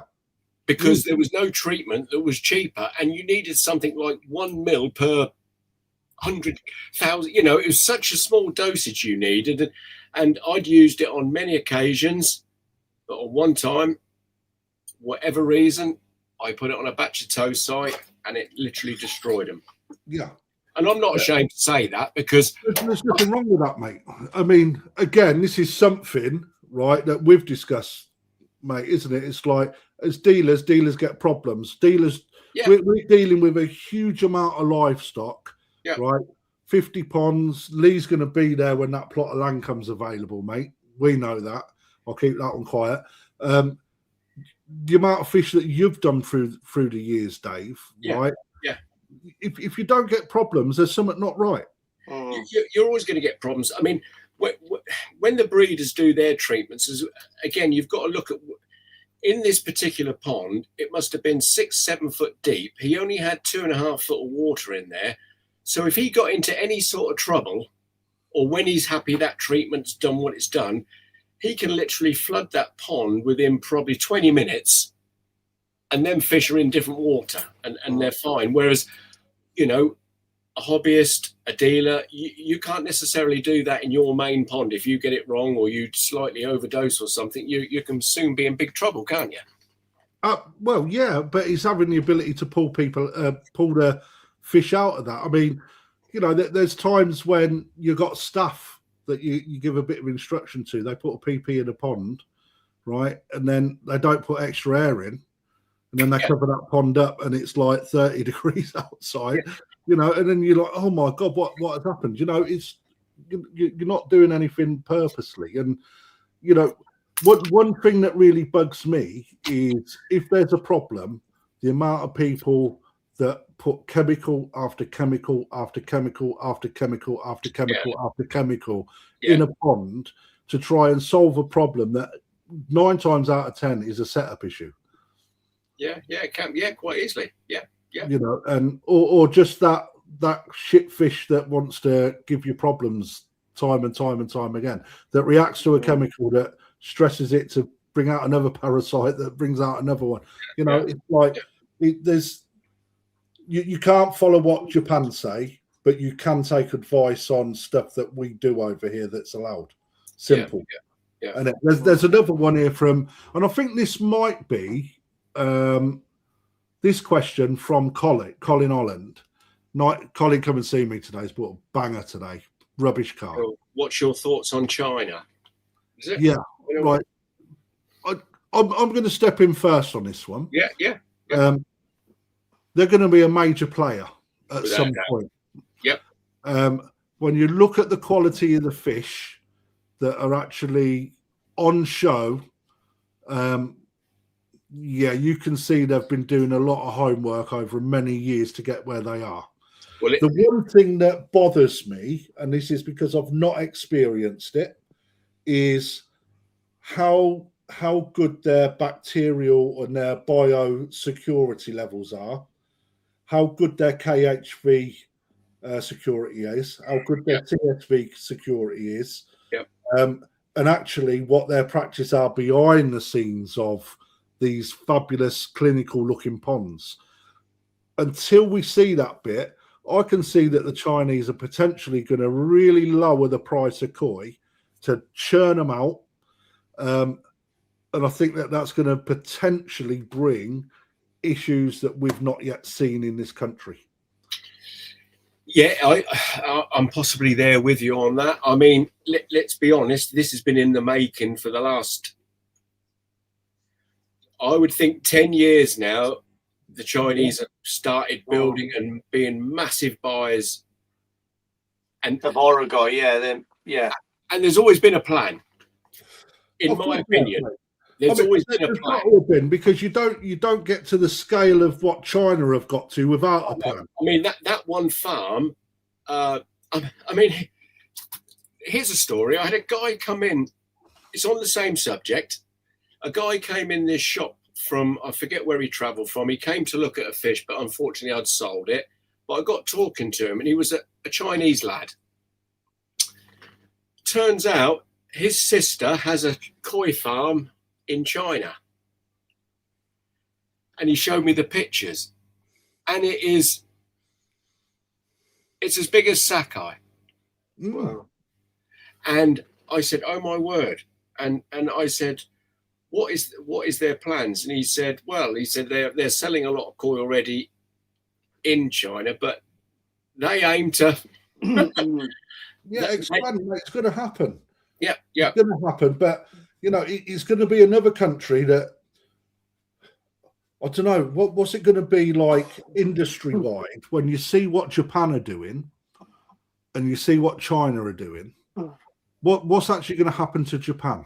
Well, I had a chat to someone about this. Yeah, like, you know, you've got the likes of breeders now in Japan more than happy to sell very expensive koi to go over to Japan, to China. Yep. Right. And they're loving it. I mean, they're bypassing European customers and all that kind of stuff to favor these these Chinese customers selling massive volumes of really good orogoi parent fish for these farms to build up these new bloodlines. But what they're actually doing, I think, is shooting themselves in the foot. It's like Exactly. me. It's like me. Every apprentice I train within 5 years opens a shop in my local town. Yeah, yeah. So eventually they're doing themselves out of business. So, but and another thing that me and Alan was talking about last weekend was, I'd like to see what it's going to be like when you see the first box of fish coming over with a Chinese stamp on it rather than a Japanese stamp. Yeah. I don't know. You know, after, you know, with the quarantine procedures like you were just on about, I mean, yeah. But Could have another. you're gonna, if as a dealer, mate, if it's going to get to the point where you've got Chinese fish, because their eyes and Japanese fish, their eyes are different on the koi, right? So when you mix them, what's going to happen? What is going to happen? But most of them are just pure Japanese bloodlines. Yeah, but the water source is different. I don't know. There's something with me, Krafty, that I'm in full agreement with Lee. I feel the Japanese, and even didn't Narita not so long ago put a post out there somewhere almost saying the same thing, saying you need to slow down because you're doing yourself here. Because you know it's all right. It's already it's great when that money's coming in selling these for absolutely astronomical prices, shillings. But surely somebody somewhere should have said, why do they want all these? Yeah, they're definitely going to come a cropper. Yeah. So it could have a twofold effect. This could have, because if it does take off, then other countries, maybe, you don't know whether America starts buying there or whatever. It could, in effect, have a long-term effect where it actually might then bring the price of koi down again. Yeah, possibly. Yeah. Because it's definitely, let's be honest, war. It has got out of hand at certain places now. Yeah. There's definitely going to be a pricing war with regards to who owns the monopoly. Yeah. Right? Well, there's rumour has it that is Sakai not heavily invested into one of them farms in China? Yeah, massive. Yeah. Apparently. So I've heard Sakai is actually almost funded one big outlet there. Yeah, yeah. So at some point, well, I suppose we are going to start to see it. But for me, I don't know how my heart sees it, because it's Japan I love. Yeah, it's a difficult one, isn't it? Yeah. I think.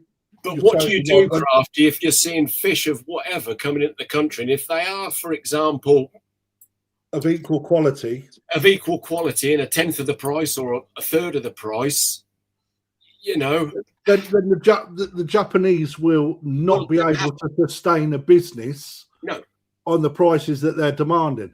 They're going to have to come down. Now, the only thing that the Japanese can command is centuries of breeding. Yeah. Having such tight laws for disease outbreak. Yeah. You know, and the laws around stopping movement of fish on outbreaks of certain issues, where them stand, and again, this is where it comes back to the biosecurity and the disease control in China. Let's face it. Yeah. I don't think that China are going to have those laws in place. No, I mean, watching documentaries on COVID, where that origins from, you know, where you've got like these these food farms with like you know, chickens pissing on bloody gut ducks and ducks pissing on bloody chinchillas, making these different things. It's mad. And then a family taking home a pissed on rat to cook for barbecue. But do you know what I mean? It's true, isn't it? It's like, where is the standards there? I might be wrong, but I don't know. You know, I don't think the standard's going to be as high as Japan at the moment. Not saying that it wouldn't be, but I mean, if you can let a chicken piss on a rat and then eat it, it's difficult. Unless you start getting heavily influenced by the Japanese that cross over into their industry and start But again, when we then start mixing them fish across the world, it's got potential for disaster. I think it has. Yeah, I'm not a scientist. I'm just looking at what we've seen in the past. I mean, well, we've seen it. You know, I don't know a lot about Polish koi and Israeli koi, but I know that. I mean, I've seen Polish koi mixed with Japanese koi, and sometimes that doesn't actually make a good concoction, does it? No. Not because not en masse. When you go from like one single into a garden pond, there's potential there. Not for a lot to really happen, and a lot of it actually, the controlling or the people that buy your Israeli fish, for example, they don't go through the same sleeping sickness treatments or quarantining treatment and go to some garden centre outlets where they're only kept with Israeli fish from the same batches. They're all good. You whack them into your own pond that's got Japanese koi, and the next thing you know, it's asleep on its side and perished. Well, there's always been the biggest debate, because obviously there were certain fish that were injected for KHV. And apparently still happens. It does still happens, but I know a couple that used to deal. I know a guy that used to deal heavily in Japanese koi back in the 80s. You know, he was out there with Wadi and all the rest of them. He went over to Israel because it suited his business better. Yeah, there's nothing wrong with that either. By the way, he's now gone back to naive. Yes. So uninjected. He's gone back to Israel naive koi now, because there was all this hoo-ha that, you know, when you potentially mix non-vaccinated, vaccinated, how long does the vaccination last? Yeah. I mean, I know the person that owned the koi carp company before my boss bought it out. When they used to bring the fish in, they used to inject every fish that come in like one at a time. Yeah. Right.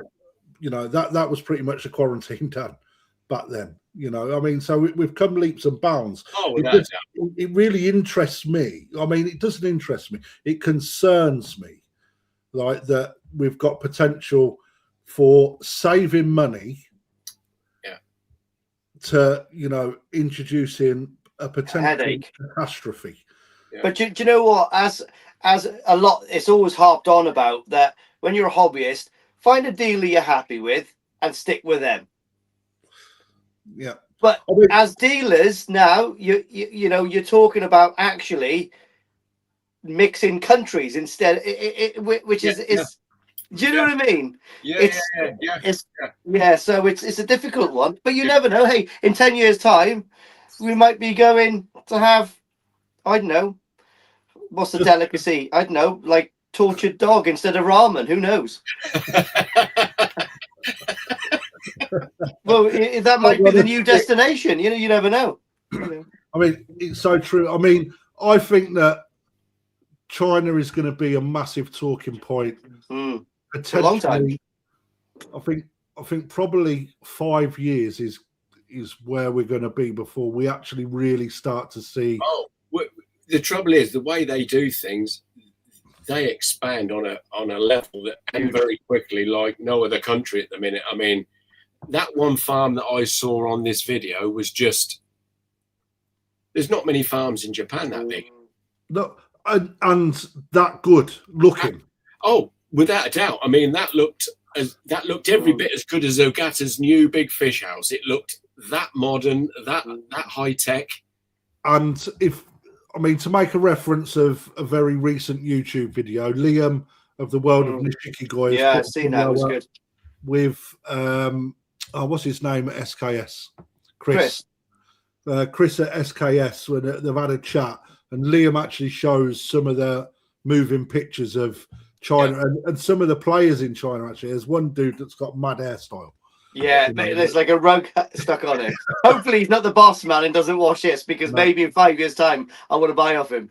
So he's one to watch. Broaden your horizons on that. Good question, Colin. Thanks very much, mate. There's a few people heading out there to have a look around, isn't there? There is, mate. I mean, I will put a risk versus reward hat on. If I'm honest, I look at it like this, Krafty. Importing coin, getting to the right breeder is complicated enough without adding another complication.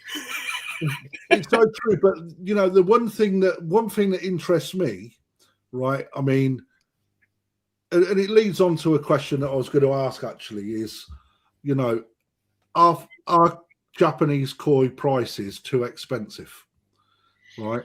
And will we see those prices come down, right, from China? Because ultimately the overheads in the UK don't change, and you're only going to sell so many fish. Is that going to be the demise of the actual koi trade? Because, or is it going to shrink the trade down to a point where you can only buy from the strongest, biggest places that can actually stay open? You know, and this is things that hobbyists won't ever think about.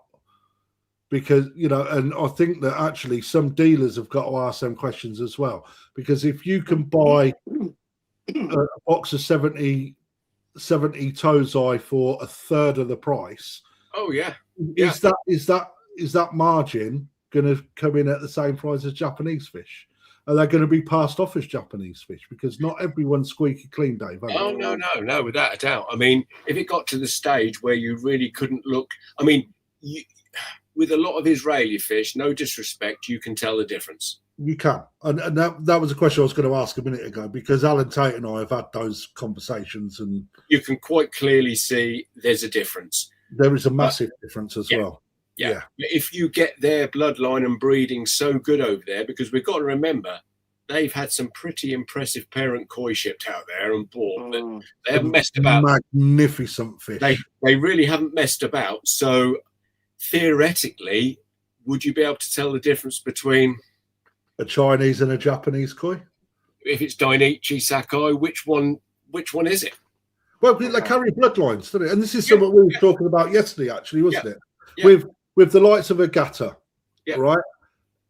How many varieties is he breeding, Dave? It's close to 30. 30 varieties. The parents are all from leading. Leading breeders. Yeah, right. Sakai, Dainichi, Issa, Omasako. Who's the one that was talking about yesterday with regards to only go out to Europe? Kanishi. Yeah. Right. You can't buy Kanishi fish in the UK because he is trade dealed into Germany, I believe. That's or correct. Holland. Yeah, into Germany.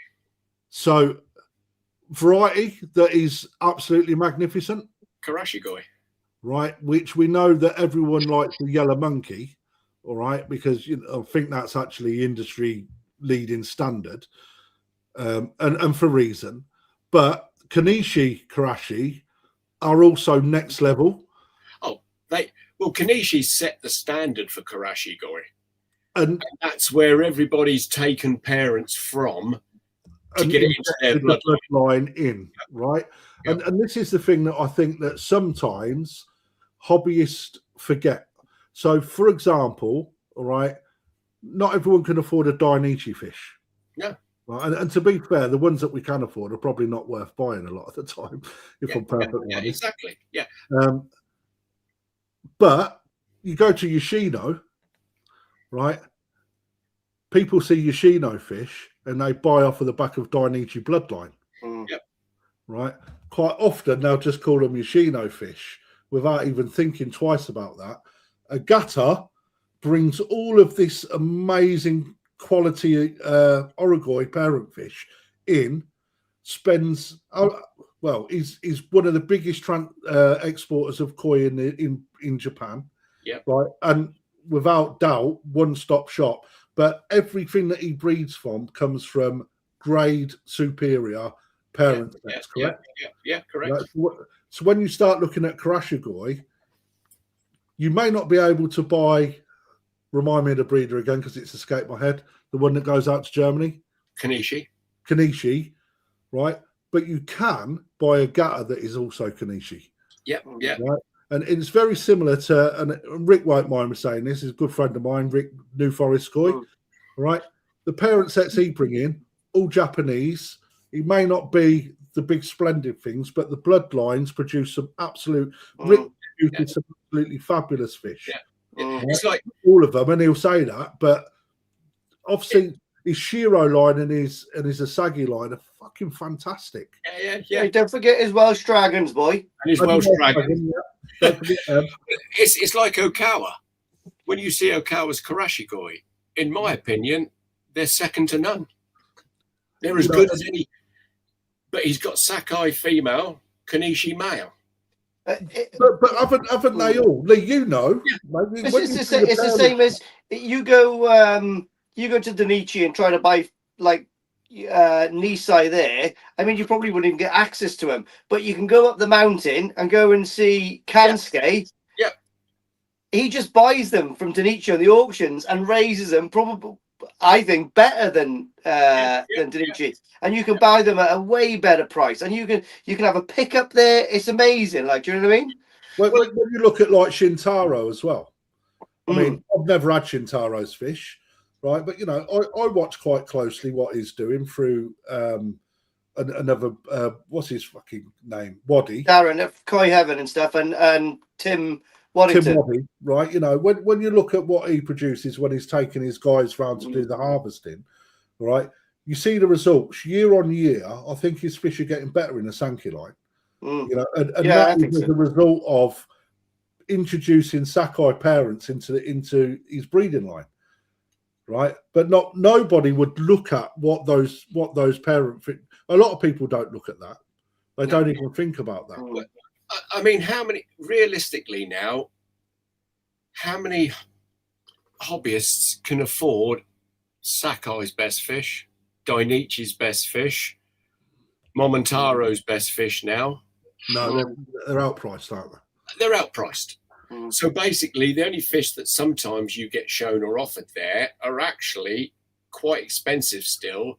But then you look around other farms, and like Lee said, you can actually get as good for less, but you haven't obviously got the close branding name to it. Yeah. But the same bloodlines, just raised by a different dealer or breeder, I mean, Yeah. Right, we're at 2 hours, so I think. Are we really? It's quick though, doesn't it? It does go quick. Yeah, I may as well stay here till the morning now. Mate, it feels like me when I'm at work, mate. I have an hour's travel back normally, but I think for a first episode, I think we've carried ourselves well. Like Dave, you're a natural, right? Well, and actually, I believe. I mean, I haven't looked at the comments recently. All right. Oh, sorry, Rick's in. Okay, sorry, Rick. I hadn't seen the comments, mate. And hello, Rick. See you, mate. Hi, mate. China have been doing it for 20 years plus already. Rick knows, he's got his finger on the pulse as well. Yeah. Overall, mate, I think, we've got a lot to offer. Someone asked if there was going to be an auction. No, not tonight, obviously, but we are discussing ways that we're going to introduce. It's not going to be an auction night. We may be dropping 1 or 2 fish every now and then that we probably think are decent or special enough to. But we want the viewing numbers up before we start doing that. I think the best way to do it is to probably at the start of this little talk every week, introduce a koi, do a bit of a talk about it, appreciation, and then just leave that one koi for 2 hours. Put the bids in, and at the end of the talk, boom, gone. So that one koi is auctioning through the 2 hours. Last of the bids, then bosh, gone. Yeah, absolutely right. I've got one more thing, right? Because I'm quite excited for this. Let me just bring it up. I haven't prepped this. I do apologise. I'm hoping that I can get it on screen. Right. So I was lucky to be able to grab some quite special fish, actually. I've got to work out how to do this. I apologise, guys. There it is. That one. Share that screen. Allow that one there, and share. Yeah, wait, that's not bad, is it? So the one that we're looking at is the Marasaka Special. Marasaka Special. Okay, so those guys that don't know, this guy produces some of the best metallic fish in Nagata. Yep. Okay. Yes. Now, what I've done is I've put a competition together. I was lucky enough to get my hands on 59 certified pieces from the breeder at his event that was happening a few weeks ago. Normally, it doesn't happen. So we have got how many tickets on this? It seems like a lot, right? But there's 30,000 tickets available, but there's £40,000 worth of prizes. Now, these fish would normally retail. What did I price them in at?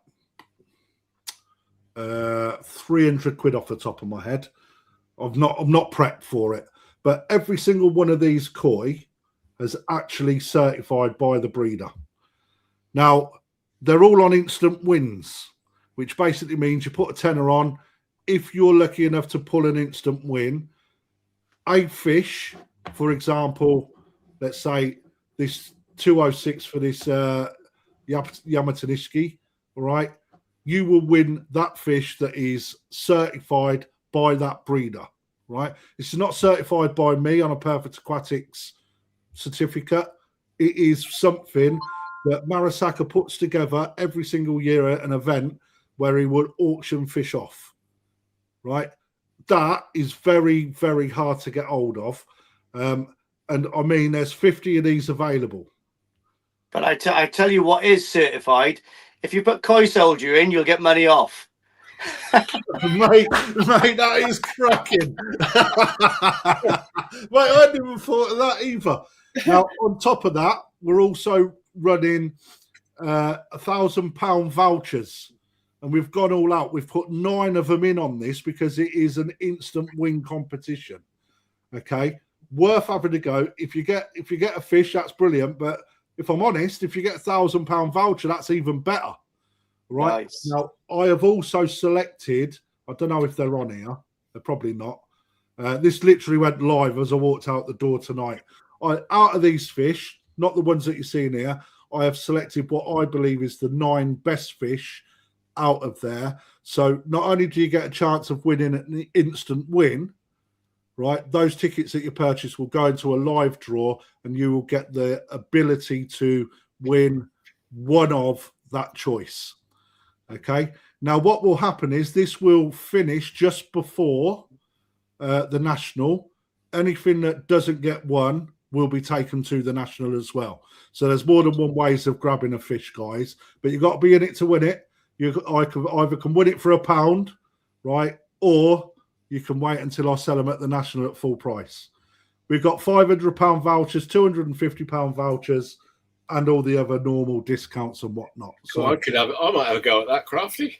Mate, look at this one here, 257, mate. That is a Dave, I've won stuff on there, mate. It's amazing. Yeah. That to me is a super exciting way of bagging yourself a fish. Yeah.